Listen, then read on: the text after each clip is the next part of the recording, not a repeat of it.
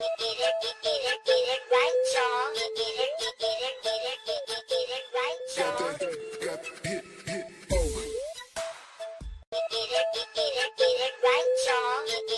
New York Times is reporting how Donald Trump acted toward women in private over the years. Sunday's article is based on more than 50 interviews. It says there's a pattern of, quote, unwelcome romantic advances, unending commentary on the female form, a shrewd reliance on ambitious women, and unsettling workplace conduct. On Twitter this morning, Donald Trump called it a hit piece cover story, and he wrote it was just blown up by Roseanne Brewer, who said it was a lie. Trump was referring to Roanne Brewer Lane, who once dated Trump and was quoted by the Times. They did take quotes from what I said, and they put a negative connotation on it. They spun it to where it appeared negative. I did not have a negative experience with Donald Trump, and I don't appreciate them making it look like that I was saying that it was a negative experience. New York Times national political reporter Michael Barbaro and Times reporter Megan Toohey wrote the story.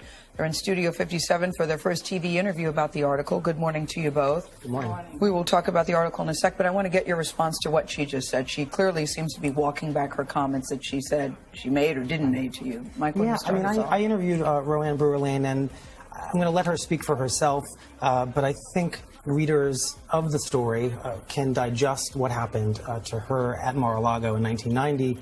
The story was that she had just met Donald Trump, and they were at an evening pool party, and he asked her, after taking a long tour of Mar-a-Lago, if she had brought a bathing suit. When she said she had not, he opened a drawer of bathing suits. The story is a little involved, but ultimately he asked her to put on one of those bathing suits. She did, and then he brought her out back to the pool in the crowd and essentially asked the crowd, you know, did they all think that she was a beautiful Trump lady? And I recall in my interview with her that she expressed she basically said I was taken aback by this, and I think that's how we depict it, and I think people can evaluate the story kind of on its own merits. Never ever was like that anywhere near me, nor was he with any women that I ever saw him around. He was nothing but a gentleman, very gracious to women. They liked him. They were very pleasant. Every woman I ever met had respect for him, and extreme respect he had for them as well. And everybody was just, you know, I never saw or heard him speak illy of any woman or man, for that matter. What did you find about how he treats women? Right, so I think that there were some themes that emerged. There were, you know, some of the accounts with regards to unwelcome romantic advances, this unending commentary on the female form, this sort of shrewd exploitation of ambitious women, and in some cases, allegations of physical aggression. And then there's another side to it, and this is the part that we found really fascinating. He is a paradoxical figure. This was somebody who promoted and nurtured the careers of many women, putting some women in positions and heights in the construction industry that never happened in New York. Which so people said at that time Michael was not done, and he was doing it. He was doing it. Now, what's fascinating is that a single character in the story can inhabit all the contradictions of Donald Trump. Take a woman like Barbara Rez. She was put in charge of constructing Trump Tower, an extraordinary privilege for her, she told us, as a woman in that era, in the late 70s, early 80s.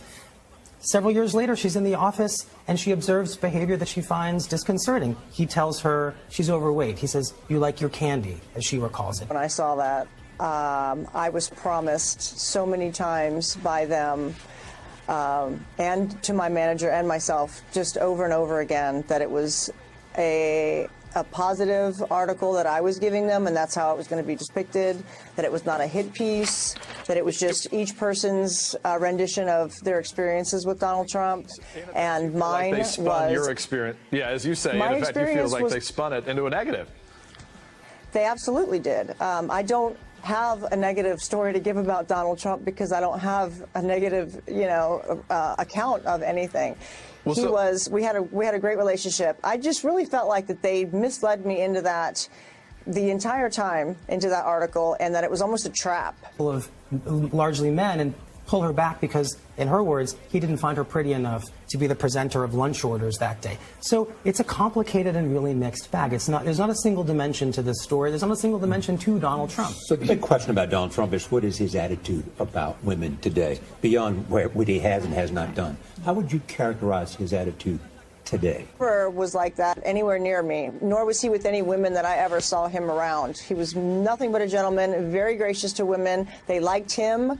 They were very pleasant. Every woman I ever met had respect for him, and extreme respect he had for them as well. And everybody was just, you know, I never saw or heard him speak illy of any woman or man, for that matter. Today. Right. Well, and I think that that's a great question. And I mean, we can sit here and sort of analyze, you know, what we think of Donald Trump. But, you know, what we wanted to do with this piece was to really give the women their voices and what their experiences has been. And, you know, it's a complicated story. And you know, at Donald Trump's, you know, we talked to Donald Trump for an hour on the phone about, you know, about our findings and, you know, tried to gather his perspective. And, you know, he instructed us to speak to several women who work within his organization now who had really great things to say about him. Yeah, but to follow up on Charlie's point, should you be judged by behavior that you did in the past compared to how you conduct yourself today?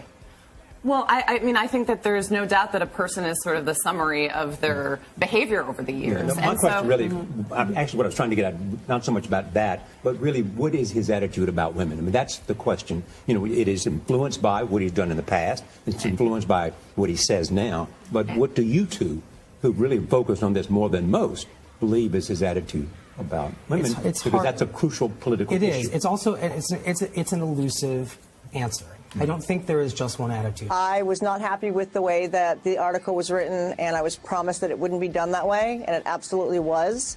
I don't think it was fair to me, and I don't really think it's fair to him. It seems to me like they must have some sort of agenda, and they're following him. It seems to me like they must have some sort of agenda, and they're following it. And hearing what you played back from Michael, it was a much more buffered version of what was actually printed. And if they are saying that those were direct quotes from me, they were not direct quotes. And again, even the parts that were quoted, immediately, the rest of the sentence would be immediately following, I was going to say, but the rest of the sentence was, and I was flattered by that, or it was such a boyish charm of his that I wasn't used to, because you would expect something more bold and brash out of him, but he really had a gentle personality compared to what my judgment of it would have been, you know, coming into meeting him. But he was a very, very down-to-earth, lovely person.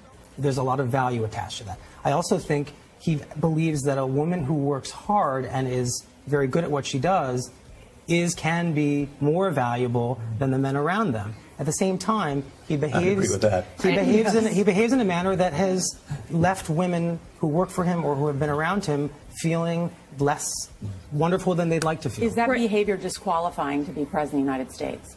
That's why we have elections.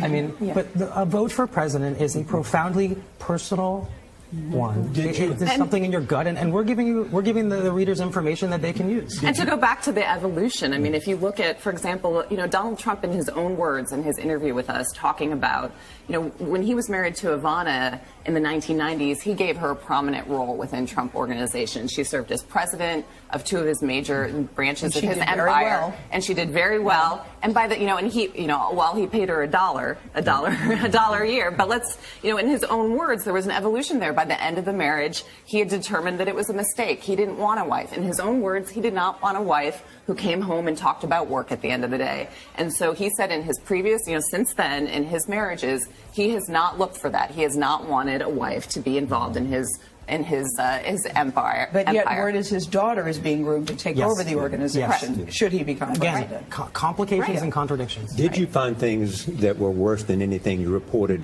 but because of New York standards, you could not put it in the paper? I don't think we want to go too deep into our process, but we felt very strongly that unless something could be verified in a lot of different ways, we weren't going to put it in the New York Times. So you can kind of leave that to your imagination that, yeah, certainly some things hit the cutting room floor, which happens in your journalism, happens in ours. I believe Roanne has asked for an apology. I mean, what do you say? We really stand by our story. We believe we quoted her fairly and accurately. And that the story really speaks for itself.